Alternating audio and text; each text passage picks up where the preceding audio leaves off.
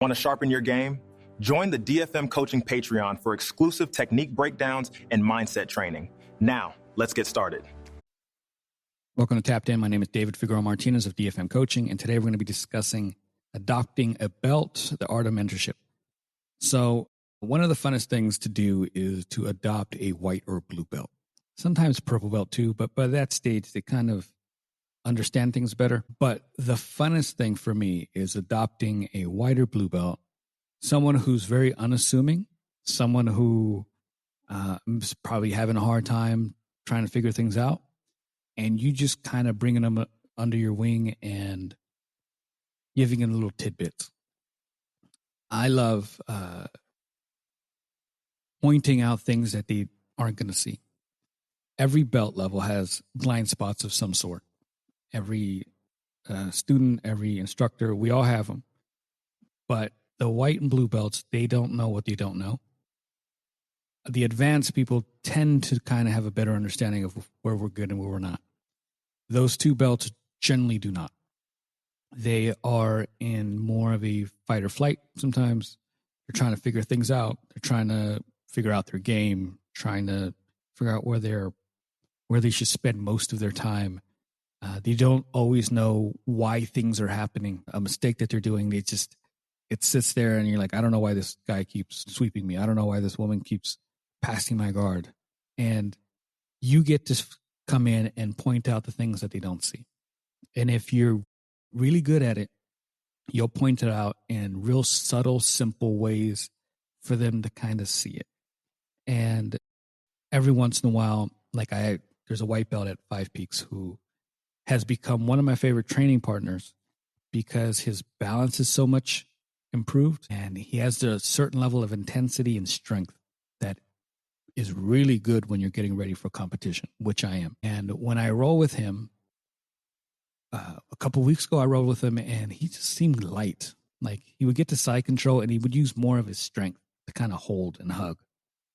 And I remember just pointing out, hey, so I want you to push your chest out a bit more, have better posture, and drop your weight. Don't hug as much. Drop your weight. Use the mass that your body holds. And then I explained it, and I think I demoed it. And the following week, I rolled with him again.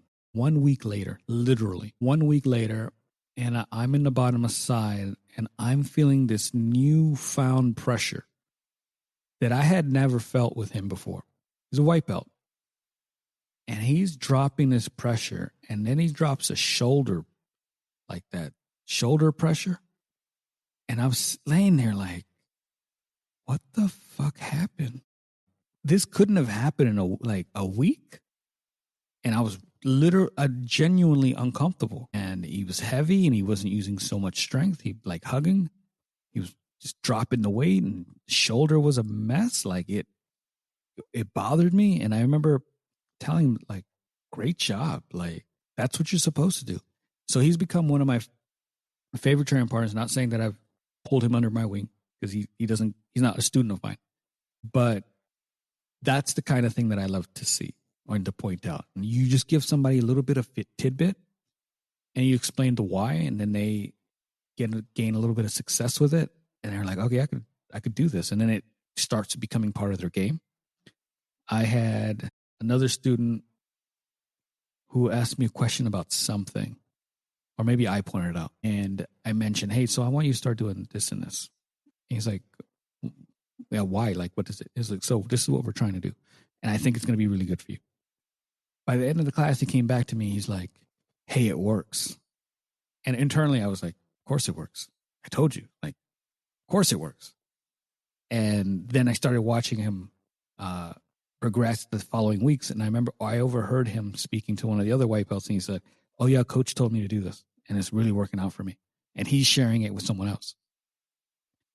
That's the fun part. The fun part is giving them just those moments and those the little points of advice. They don't have to be super complex, and it's best if they're not. You don't want to overcomplicate someone. You don't want to give them a whole system and be like, hey, I want you to carry this. What you want them to do is just do something that is really needed for the thing that they're doing right now or the thing that they're interested in, and just give them that, and then step back a bit and just watch it flourish. It is the most fun. Adopting white belts, when you actually like take them on, requires some investment. It requires time. It requires you checking in. It requires paying attention to everything about them. Their technique. Do they seem off? Because they're going to have emotional days. They're going to have days where they don't feel like themselves. They're going to have days where they have work kicking their ass, or they have some personal issue at home. Your job, if you're going to take someone under your wing and adopt a belt, it's to check in. It's to, hey, I haven't seen you in 2 weeks. How are things? Hey, you don't seem like yourself lately. What's going on?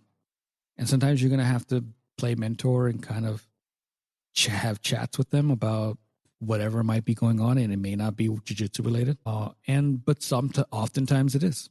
Oftentimes they're going through it and they're like, I don't seem to be getting any better. And the guy that I started with, he's now 2 stripes ahead of me. The woman that I started with, she's 1 stripe ahead of me, and this and that. And I was trying to get my blue belt by the end of the year, but it doesn't seem like it's going to happen. And this guy got his belt, and this girl, like, there's a lot that goes into it. And you can really feel like you're falling behind at times. And then you do that whole comparison thing. And your job as a mentor to shut that shit down. We all love jiu-jitsu, and there's that saying, the thief of joy is comparison, or something around those lines. We have the hardest time during jiu-jitsu when we're comparing ourselves to everyone else or to specific people. There's a healthy way to do it where you have healthy rivals, and maybe you guys are training the same, you're doing the same things, you're going to the same classes, and that's healthy to measure against.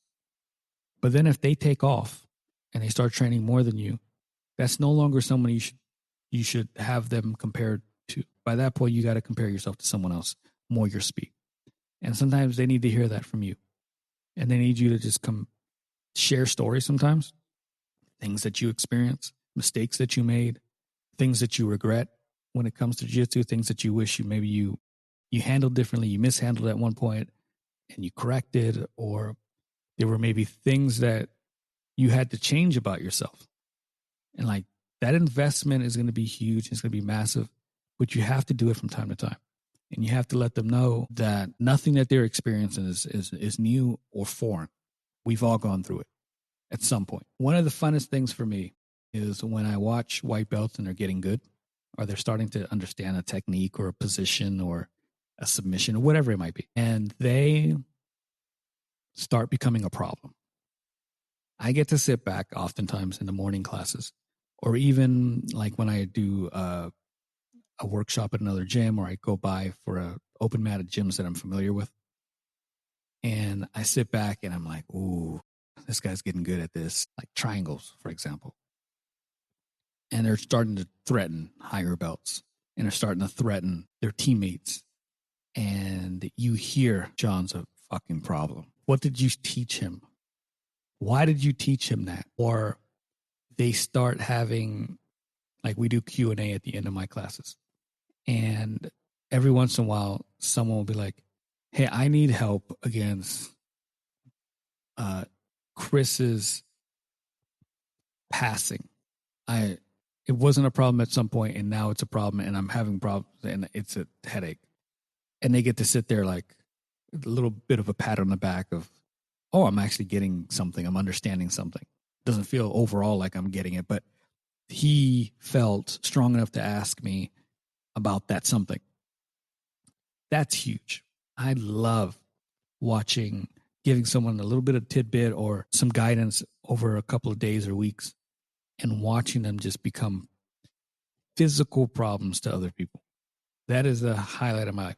I love when I can get a like really light practitioner and make them feel heavy. There's times when I've had, like I have one guy comes to mind, Brent, who when he was training, he became really top heavy and understood pressure.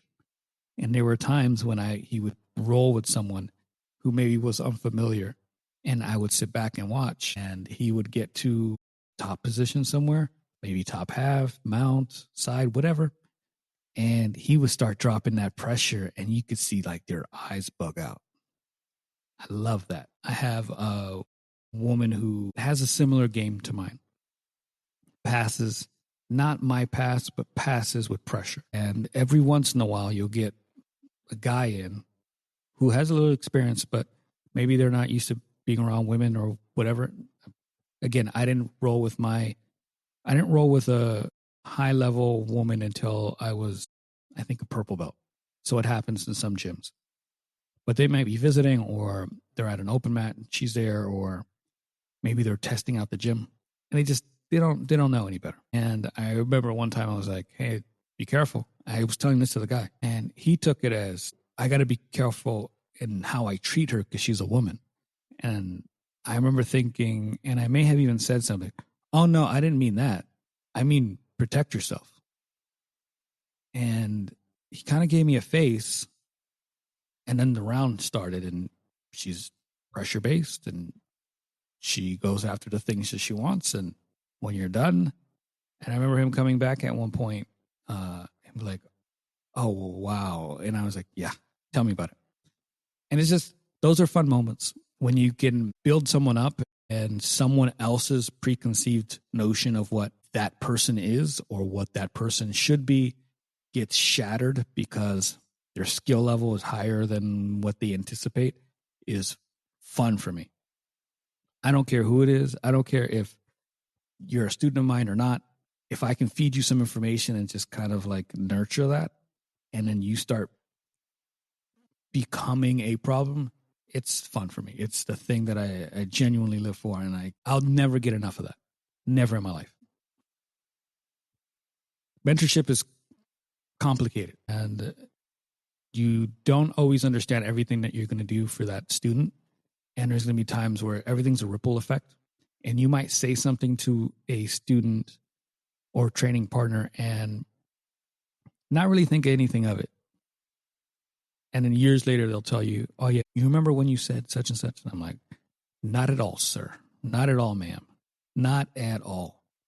And we're like, "Oh yeah, we had this conversation about such and such, and you told me this, this, and this." And that's really stuck in my head. I'm like, wow.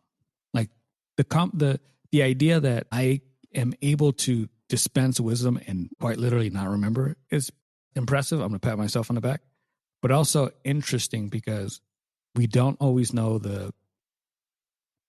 how important the thing that we say or do is going to be.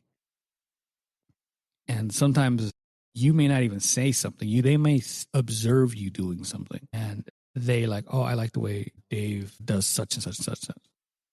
I want to do that." And you're not even aware of it though. And that's how complicated some of the mentorship aspect is, because even the stuff that you think you're going to do, and like if you give them tidbits on a knee cut pass, you understand the importance of that knee cut pass. But oftentimes it's the other things that you're not even aware of, that you may not even remember. Like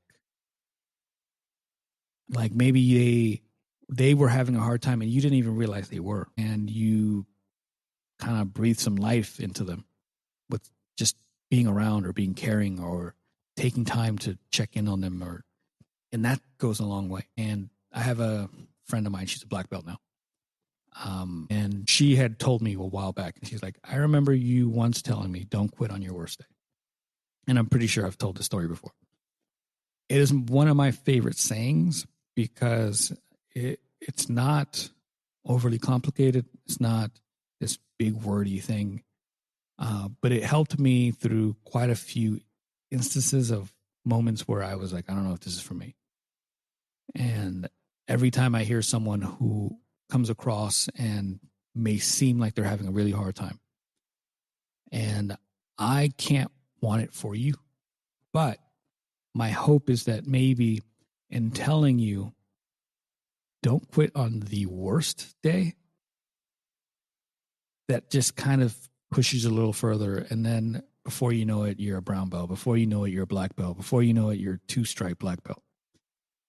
And it's always been a phrase that I've used over the years, and I've kind of kept into my head. Like, it's really, really easy to have the hardest day in your life on the mats or in personal life and be like, "I just want to quit. I don't want to do this anymore." you can't quite have that mindset often when you're having a really good time. Hey, I just got that submission I've been working on. I'm about to quit. Doesn't normally happen. So that story was always a big one for me. And it kind of highlights the weirdness of mentorship and building people up, that you don't always remember the conversations. You don't always remember when they took place or how. I know we've had a lot of conversations and they remember what they were at some point. I'm hoping this helps kind of solidify the idea of what it's like or what it means to adopt a belt. We're all going to do it at some point. It's not left just the black and brown belts. You can adopt a brand new white belt as a white belt who's a couple of steps ahead. You can be a blue belt and adopt a new white belt. So don't feel like it has to be something that you wait until you're brown and black. It's not. Every layer requires mentorship downward, and every layer under you really needs some mentorship. So it's going to be fluid, and it's going to take place at weird times. And sometimes you're going to mentor them for a little bit and they're going to go on their own way. And then sometimes they're going to come back, and sometimes you're going to mentor someone else while you're being mentored by someone. So really it's a beautiful thing, and it's required. It's a necessity for gyms. So if you haven't done this, I highly recommend you do it at some point. Again, any questions on this or anything else, you could always message me at dfm.2099 on Instagram or Threads. I also have a free school community, DFM Coaching BJJ. You can click the link in the bio or do a search on school. Completely free. I have a ton of material on there. A small, healthy community going. It's thriving at the moment. Still building it up. But again, any questions, let me know. Until next time, thank you so much.